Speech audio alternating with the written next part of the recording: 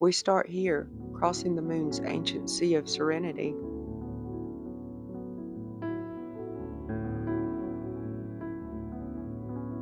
Ahead, the bright scars of Copernicus dominate the landscape. Here, the frontier of day and night cuts across the surface. We pan downward past Tranquility and into Abilene.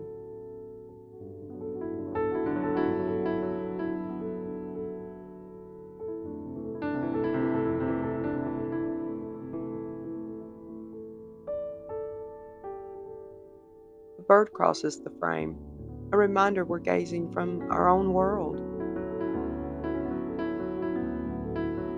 Watch closely. A tiny satellite zips across the moon.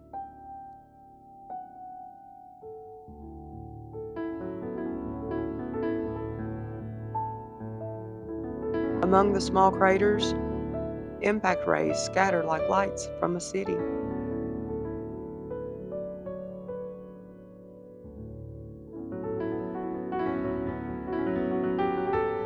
Once more, we climb to the edge of the terminator, where the moon is always changing.